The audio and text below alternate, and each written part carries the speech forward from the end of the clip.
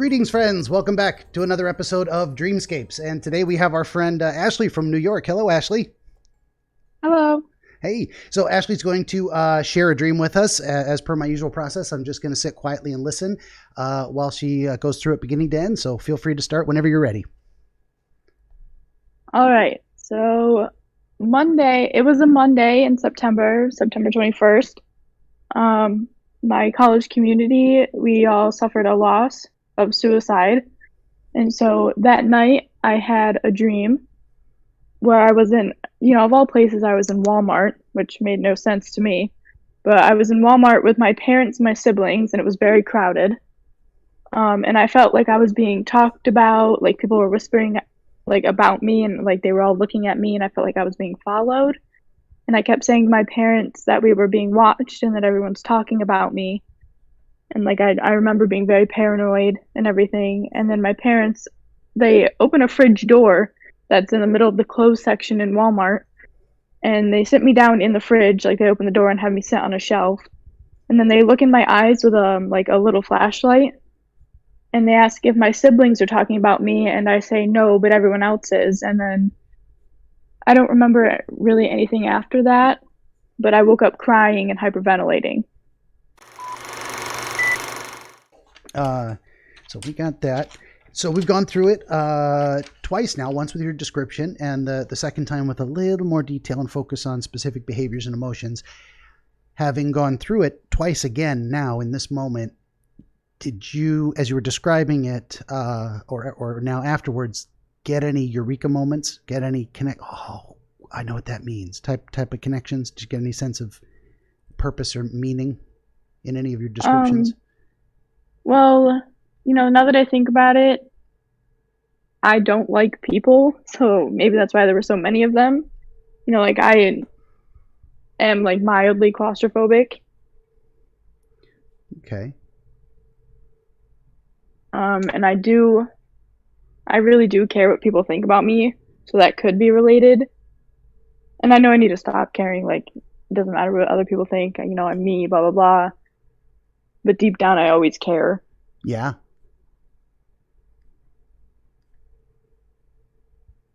And yeah, there's, what am I trying to say? I try not to give advice, but that's the general structure of things. And also I try not to tell people answers, so to speak. But I do want to give people theoretical understanding and context and different stuff like that. So I try to be careful around these things. It's like, you say you don't like people. I'm sure you have friends, and I'm sure you love your family, and so that's not what you mean, and I understand that. But to clarify, I'm the same way. I can very happily exist in my tiny quarter-acre domain and never leave for a month at a time, and once in a while talk to someone on the internet. That's my comfort level. Is like, so I don't like crowds. I don't like being around people. I'm right with you. The idea of a giant area, a Walmart store, huge, full of people looking at me, talking about me, extremely uncomfortable. So I'm right with you there. I'm like, I just got a visceral response to imagining myself in that situation. I would not like that at all. So, that's consistent with your real life experience of that situation. Is this would be extremely uncomfortable. This is not a place I want to be. Right. Like if I'm with people I know, like I'll go to a party, but as long as my three friends surround me, or I'm with them at the corner of the party, I'm fine. I don't like to be the center of attention. I don't like to put myself out there. I'll stick with the three people I know, and that's it. Yeah. Oh yeah. No, I'm right with you. That's you're singing my tune right there. My wife had a great expression I heard her use lately, which is, she's much more social than I am. She will just go for a walk to go say hi to friends. I'm like, that's awkward. Why would I do that? What am I going there for? She's like, just to say hi. I'm like, no, I don't do that. Yeah. So she knows I'm socially awkward and an introvert and legitimately autistic. And she says her function in our relationship, and this is absolutely correct, is to smooth my rough edges. We're in partnership that way. I kind of the intellectual reclusive guy. She's the more social person. So like if it's the two of us together, we socialize very well and complement each other. But me by myself, not so much. So Right. Like my boyfriend, he's outgoing. He'll talk to anybody and everybody. And I'm just like, why do you do this? You yeah, don't even know the people.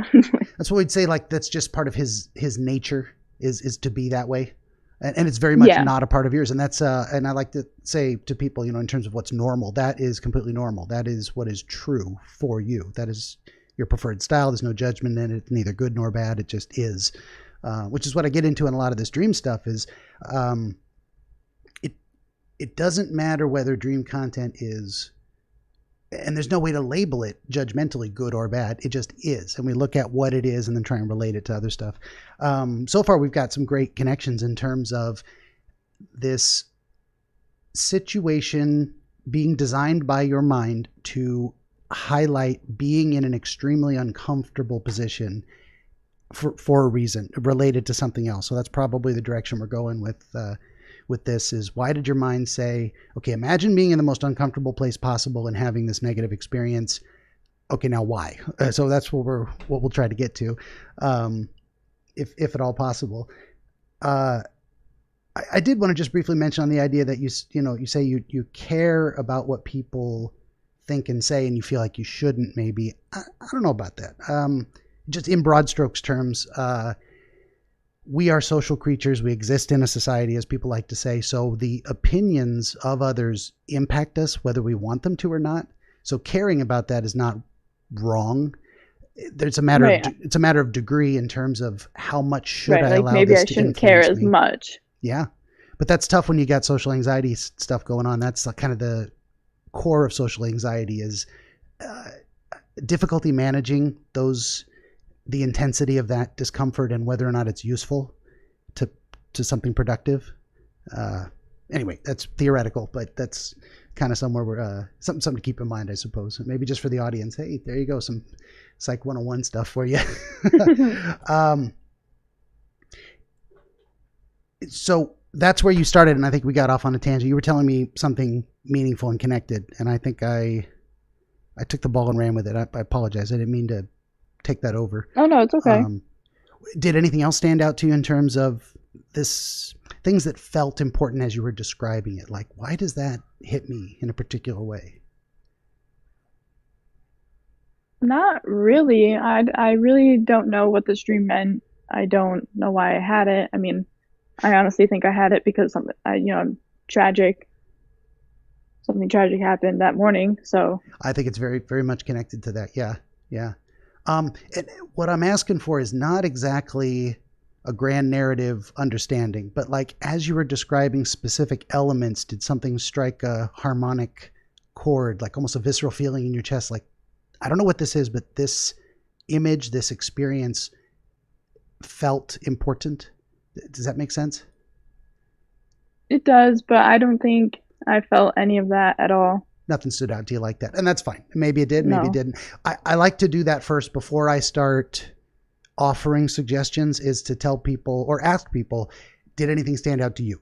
Okay, if nothing did, fine, we'll move on. But if it did, then I want to focus on those things. And I think that just the first thing that you mentioned is fantastic. And it relates, and we got a little bit of why it's important to your personal life. Right. So how about the idea of shopping with your family? Being in that scenario with that many people all at once, is that something you do occasionally? You guys go shopping as a family? No, So it's we actually never do that. never do it. So it's highly unusual. It's not just rare. It's like never. Like usually it'll be me, my mom, and my sister, but never my dad and my other siblings and their friends. Like never that. At max, there's 3 of us that go shopping at like a grocery store or Walmart or whatever you want to call it. Gotcha. Yeah. Yeah. Department store type of thing. That might be significant. That's why I kind of keyed in on that. That felt interesting to find out where that was. Is that reflecting actual experience, or is it a deviation? And it is. So for some reason, your brain brought not only your whole family together, but like connected person, siblings, friend is there as well. Not sure what to make of that yet, but I think there's something there of Right, and like we only go to Walmart when we need like laundry soap or big dogs. Wow, big bags of dog food. You Like, know, we don't really go to Walmart often. I mean, I've been going to Walmart lately, but sure. my family, we barely ever go there. Gotcha. And is going to Walmart for you lately a matter of resupplying, maybe for school stuff or something Yeah. specific? I recently moved into an apartment. So, you know, we had to clean it up and everything. So we've been going there for food and for, you know, cleaning supplies, but never for clothes. Okay. And that experience of needing to frequent Walmart more often for supplies and food happened before the suicide instance? Yeah, so maybe that's Okay. why it was at Walmart because I've been going there, you know, at least once a week for something. Yeah. Yeah, it's a common environment, and when you go there, or when you were going there in the weeks or however long prior to the event and the night of the dream, uh, did you have like an increase in social anxiety symptoms being around so many people? No, because usually I'd go later at the day, so actually Walmart wasn't crowded at all. Okay. But my boyfriend, he does know how to, you know, be obnoxious in stores and embarrass people. So Specifically embarrass you with his a behavior? little, yeah. Yeah, yeah. And even if you love him and you're forgiving, it's still like, would you knock it off? Yeah. Right. It's like, why are you doing this? I Shut got up. you. Do you this may be prying, I don't know, just a sudden curiosity. Do you have a little signal with him, like an elbow, and tell him to cool it? Do you share something Oh, I have intimate? that, you know, I'll glance at him and be like, it's like that look, you know, that And he look. gets it. He receives the message and Oh no, he keeps going. I mean, not recommending anything, but that's something you could have a conversation about. Like, hey, I have issues in terms of feeling extremely embarrassed if I think you're doing something crazy. So would you, if I do this, if I nudge you with my elbow, would you just take a moment and think about how you look to other people? No, like sometimes I'll be like, listen, can you chill out being obnoxious? Okay, gotcha. You are establishing that communication with them. Yeah, I do communicate with him. Yeah, and it's then also him being responsive and getting the message, and you can make it subtle, so it's not like calling him out in a manner that might embarrass him. Right. I don't know. Tangent. My brain. I'm still waking up today. I do it too. I don't think I've had enough coffee. It's like, you know, I'll tell a story and then there's 8 side stories with 3 flashbacks, you know. Right. My worst thing is like I go to tell my wife something and I say, okay, so today, wait a minute, let me back up. 3 weeks ago, because Right. there's like backstory to it, and I got to let her know why I did that thing that day and how it relates to this other stuff. And then I've got future plan. Okay, and it drives her crazy, but she's very Right. touched. She'll And sit then there and when smile you at tell me. the flashback, you don't even remember what you were going to tell her, you know. I almost need to write myself an outline notes. Allow me now to read what I did on my summer vacation. Okay, back Cool to essay. right. Cool, dude. Do I get a thumbs up sticker? Maybe a gold star. I want a sparkly A one. plus, man. Yes, A plus plus. Right. Okay, back to you and actually your dream. Sorry. So yeah, we're talking about your family being there, and that stands out as something. That Walmart stands out as a setting that a place That I've been in. Yeah, and that seems to connect in your real life of a place you're going, a place you've increased the frequency of going to, related to specific supplies you need to accomplish this moving task, cleaning and food and stuff, and it's like the nearest place of supplies. So when you were there in the dream, did you have a sense of, I mean, and I know you were walking through the clothing section, but were you there for a reason? Were you there to buy something, to find something? I don't know. I don't think so. You didn't have a sense of that, just being in the No. environment. Okay, fair enough. And there may or may not be a connection there. I think it is also significant that the people were talking about you. It was this hyper focus on your experience in that place. Like you weren't watching this, they weren't talking about your parents. You weren't watching that third person. It was focused on you. And it was the worst kind of focus, this unknown, mysterious, kind of threatening feel of they're talking about me. They're saying things that I don't know what it is. But I know they're talking about me. It was like a gut feeling. Like I know they're talking about me. Yeah. And then that discomfort with being the center of attention. But also that kind of social situation where there's someone talking about you, looking at you, to talking about you to someone else, has a kind of implied threat to it, of like they're not coming to talk to you about whatever their issue is, whatever the topic is. It's something you're not allowed to know, and there's a reason they're not bringing that to you. Does that make sense? Yeah. So it has that kind of implied threat level to it, and that's what it feels like in social situations. It's like, dude, if you got a problem, let me know what's going on. And they're like, Hey, literally, like, at least say it to my face. Yeah, for sure. Are you having any of those situations in real life, in terms of where you're having people you feel are, or are discussing you? The people that do discuss me usually will tell it to my face. Maybe not like right up front, like they'll talk to somebody first about it, but then Sure. they'll, come to me and talk to me about it. Okay. Like, dude, I talked to my friend yesterday and I really don't like what you're doing, or I don't think what you're doing is a good idea, like whatever the situation is. Sure. And that's, yeah, I'm just trying to process that in relation to the events of that day before the dream happened. It's good that there's not a maybe direct connection. It's that you're not having that experience of people talking about you because of reasons you don't know. It's perfectly normal for someone to consult, say, with a second opinion before bringing an issue to you. That seems healthy and normal.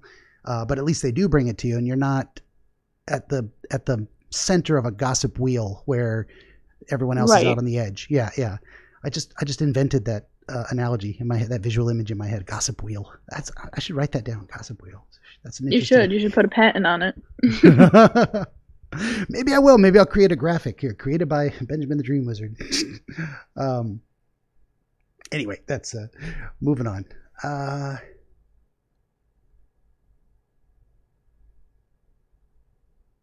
Sorry if there's a little quiet while I go over my notes.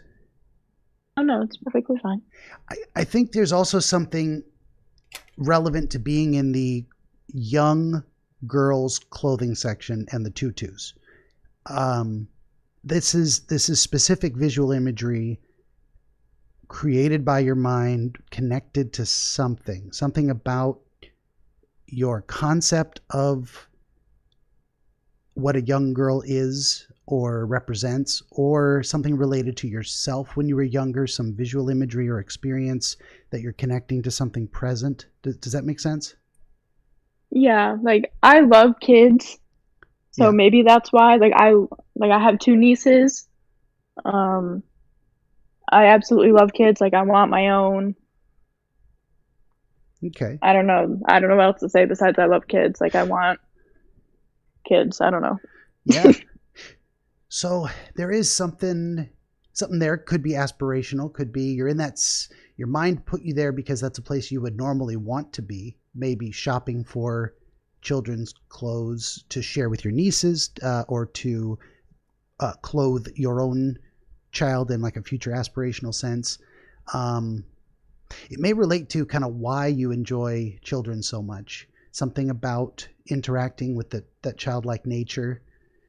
There's some reason for that imagery in the dream that's connected to that. It's not jumping to mind. I don't know if you could say a little more about how you enjoy playing with your nieces. What is it you feel from the experience?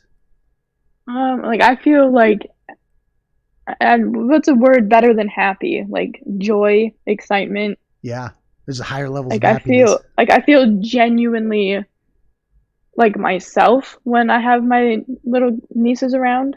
Yeah. Like I feel like that's where I belong. Like this is what I'm meant to do. Yeah. And they're so extremely non-judgmental, and their judgments, when they do have them, are extremely simple and concrete. And you can deal like I with feel it. like it's my purpose to take care of those children. Yeah. I feel like that's my purpose.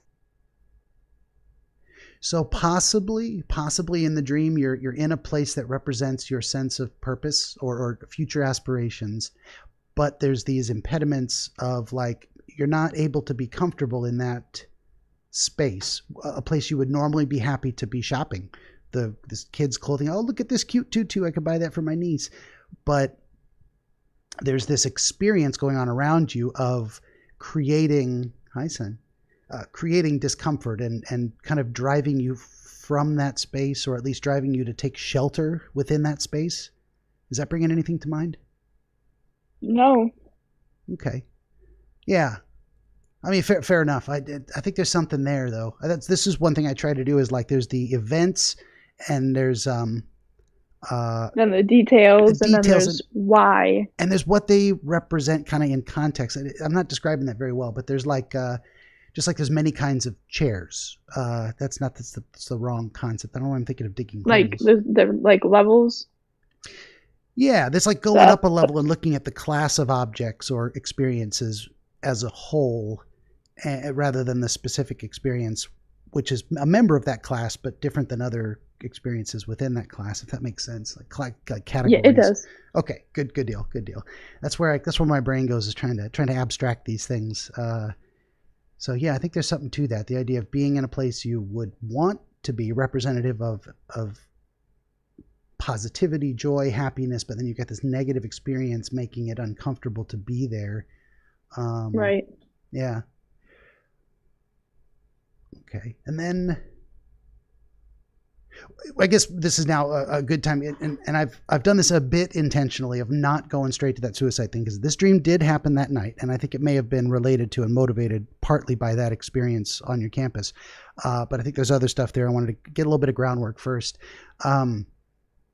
How can you draw a connection, or if you take these two ideas and kind of hold them up next to each other, the experience of you being the center of attention and gossiped about, and the idea of this information of the death being passed like telephone style throughout the student body at your school, what do you get when you kind of put those things next to each other in some way?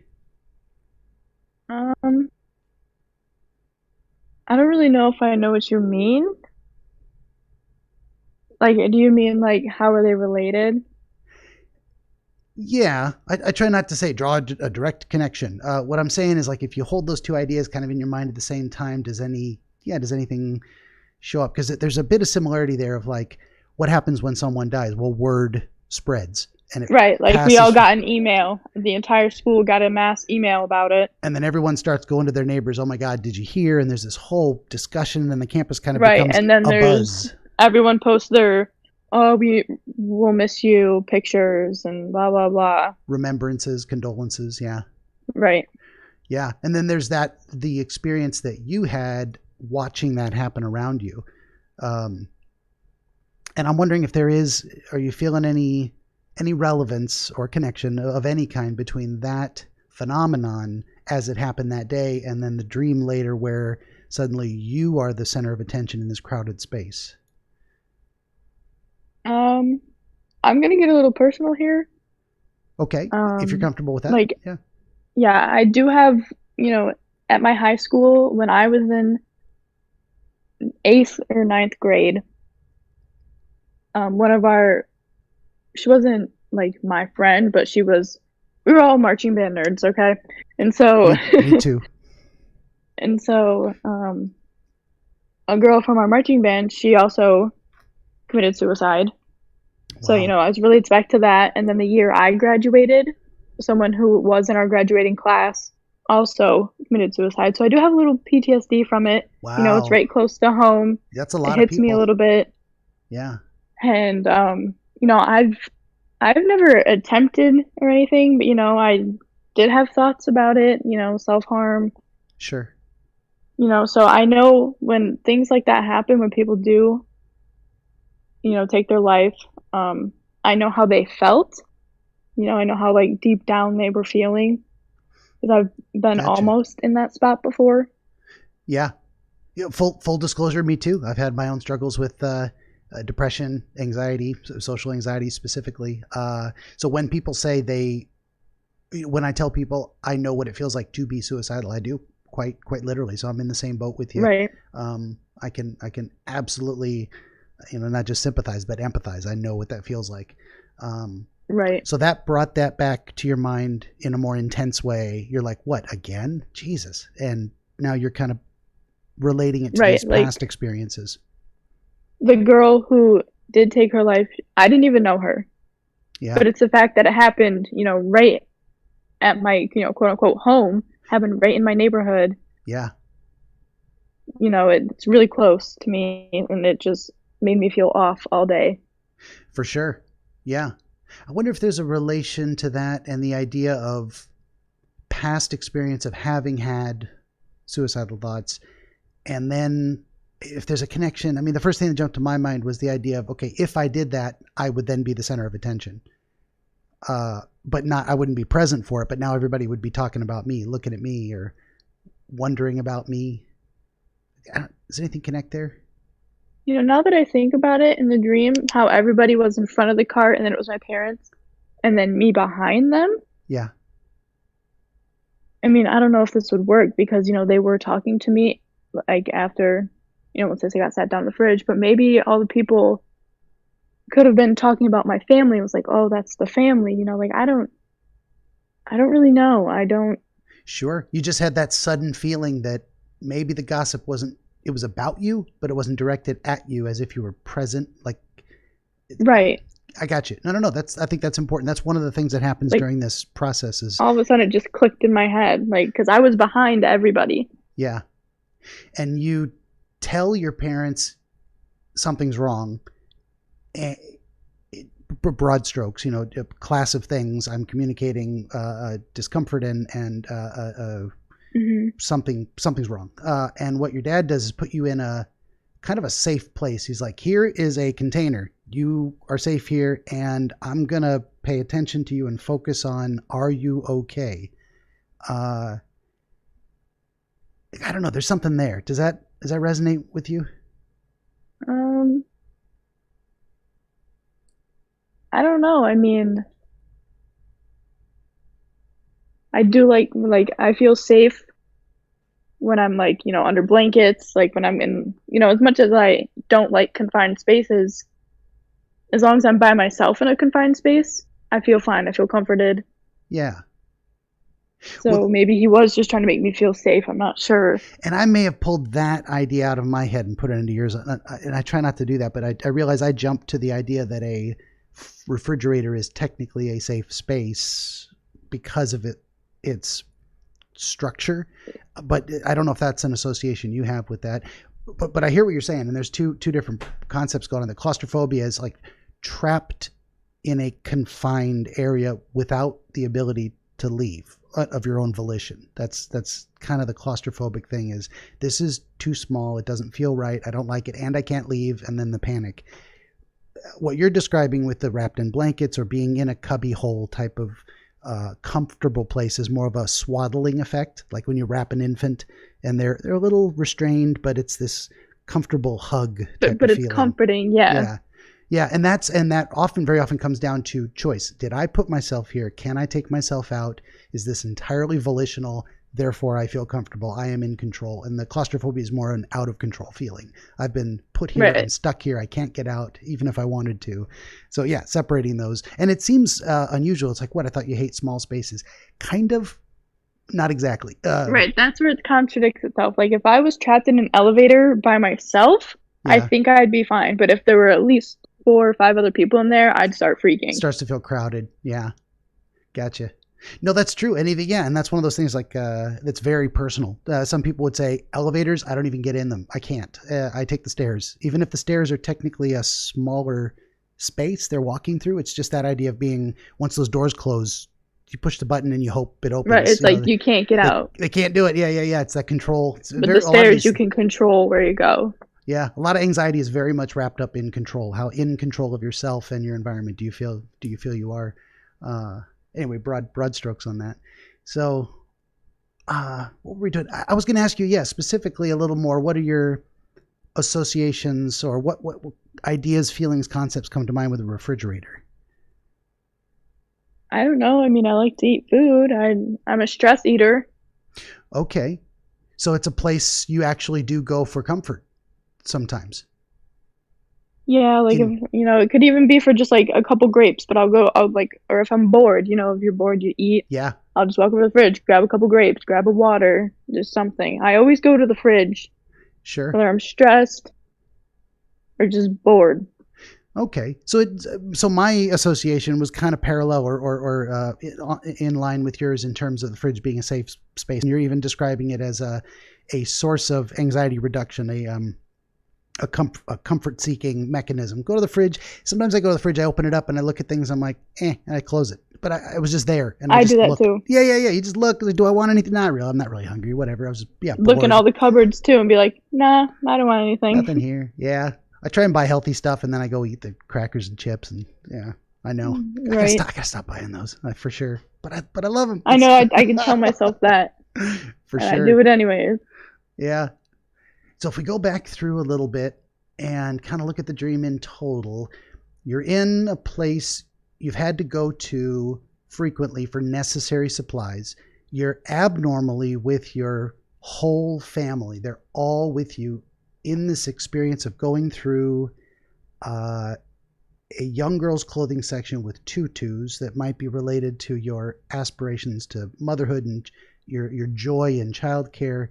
And you've got this experience of people are talking about me. They're referencing the family itself. And when you communicate to your parents that this phenomenon is happening around you, your dad takes you to your safe space, comfort area, puts you inside so he can make that connection of looking into your eyes with a light to assess almost from a medical perspective, are you okay? And are you having the experience that your family is also participating in this exterior threat? And you say no. So there's a sense of your affirming your family is also a safe place. I mean, taking you back through it kind of at that meta narrative level, does anything come to mind? I don't know. I mean, I went home a couple weeks ago, because I don't live where my parents do anymore. I went home and I felt off even being home. Like I just didn't want to be there. Okay. And that was prior to the night of the dream? No, this was after. That was after. Okay. I don't know was that a planned trip home that was already on the scheduled prior to the night of the dream? Yeah. Okay. Yeah, that could have figured into it too. You're and usually if an event occurs after the dream, it wouldn't be related to the dream. But if you know an event is coming before the dream happens, you could dream about the potential stress of that future event. So it could be your family's in this dream and they're all together because you're going home where they are all going to be together and you're going to be with them. So that could have been incorporated into it. How? I don't know. What do you think?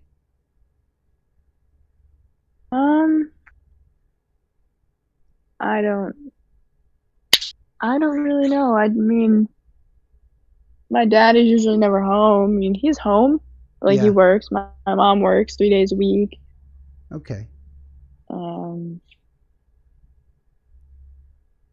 know. Usually it's only when we're home alone when there's no parents. It's the dog, the cat, me, and my sister.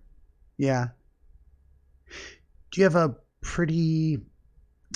this is a tough thing to just, because if people ask me if I have a good relationship with my parents, I would say yes. And they say, how often do you see them? And I say once every 2 or 3 months. And they're like, that's a good relationship. I'm like, yeah, we love each other. We care. And we don't want to see each other very often. Not because we don't like each other, but we're just But it's solitary people. So I don't know what's normal. Right, you live in your own life. Yeah. And I don't know what's normal for you in terms of that's was a preface to asking the question of how your relationship is with your dad. Is he someone who checks in with you occasionally to ask if you're okay, or do you wish he would more often? Well, I'll be honest, he's not even my real dad. He's my stepdad. Okay. But he basically raised me. I've known him since I was 7. You'd say he's been at least a decent or a good father? Yeah. Okay. Yes, he's the father, and he's the father figure. Yes. Good deal. And he's someone you feel comfortable approaching if you have a problem, and he... Not. I usually go to my mom first if I have a problem. Okay. Gotcha. But that is interesting that, you addressed both parents in the dream, and yet he was the one that stepped up to sit you down, look in your eyes. Are there moments when he does that, when he says, I feel like I need to step in and be more engaged in helping you or solving a problem? Have you had that experience with him? Yeah, I mean, I do go to him about certain things instead of my mom, Sure. Areas of but expertise. it's not often. Okay. It could yeah, be in the I dream. go to him. Sorry, go ahead. Oh, no. Well, yeah, go ahead to describe. Yeah. What's a example maybe of Like, a problem you would bring to him instead of her? like I went to him about, needing to change a tire for my Okay. car or changing my oil. Yeah. Areas of expertise type of thing. Right. Gotcha. That's kind of what I had in mind. And that's where I was going to go with my next question is, or trying to relate it to the dream is like, why would he be the one your mind decided would take action in that situation? So, it's probably related to that, the nature of your relationship with him in terms of at that moment in the dream, what it represented is something you felt he was the more authoritative on. He was the one who could address and solve the problem, or at least the one you felt needed to face it. Yeah, he usually, like, if I go to my mom, say I was, feeling nauseous or had a huge headache, he'd usually be like, what's going on? Okay. It could be this, this, this. So he steps in to try and provide solutions. Yes. Okay. Yeah. Putting it all together. Like, let's say, like, when I had my wisdom teeth growing in, Yeah. I told them, I was like, listen, my jaw really hurts. And he'd be like, he'd whip out his flashlight, look in my mouth and be like, yep, they're coming in. So that's actually something he's done. That's a physical behavior from real life, is whipping out the flashlight and checking out something. Yeah. That's a memory you have of him. Okay.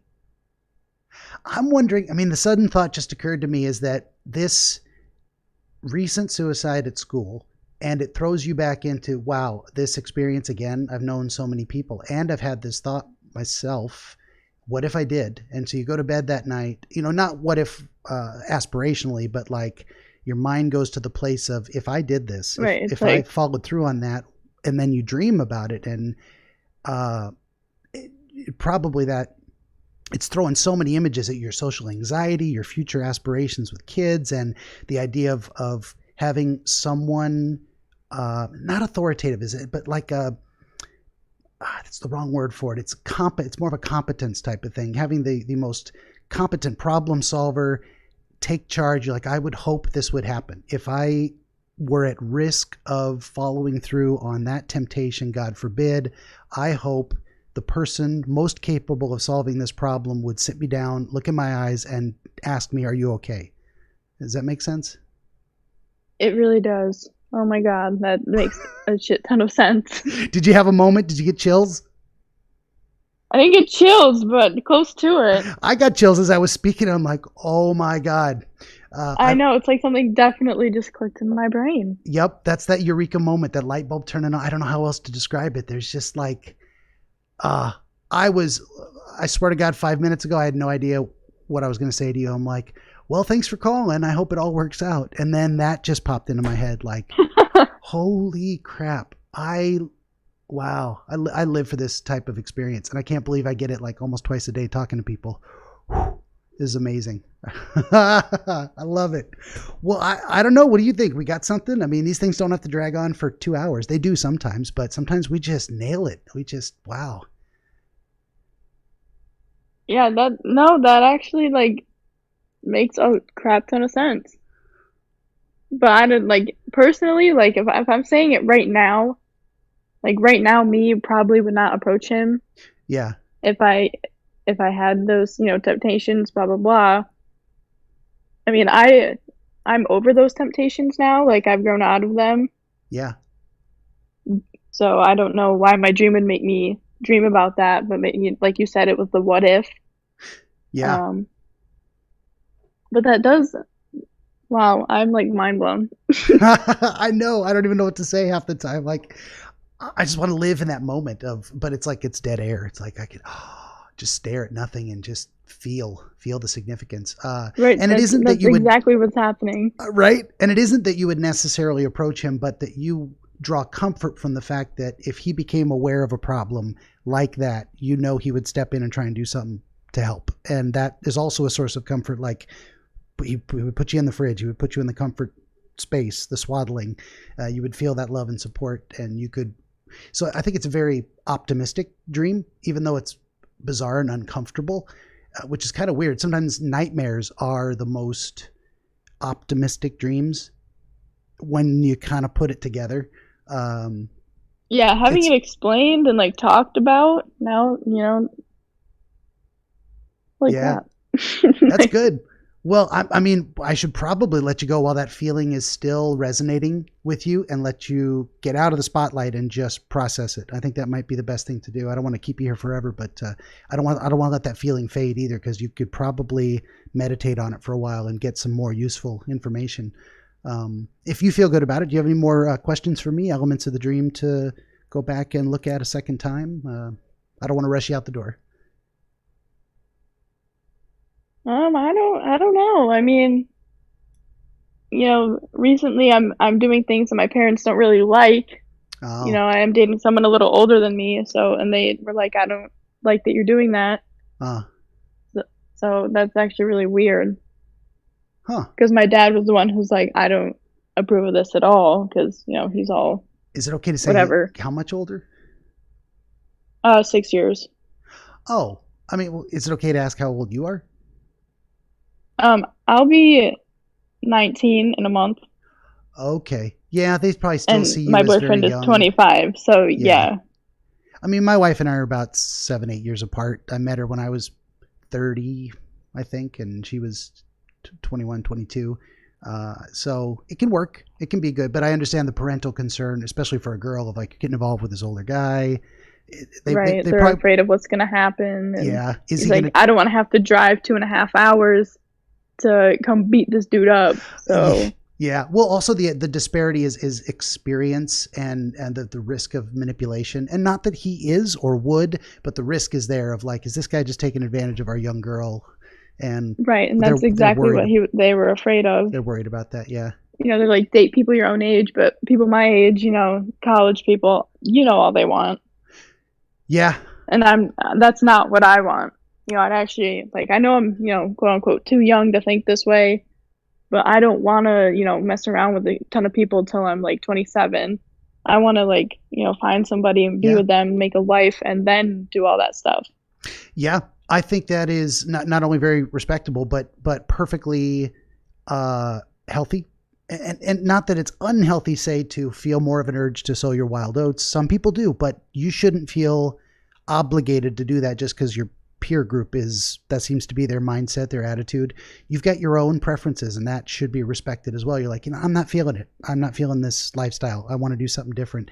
That might be something to communicate with your parents, or to tell them specifically, like, look, there's a reason I'm dating this guy is because he has a... We want the same thing. Yeah, we have similar expectations. So amazing. Yeah.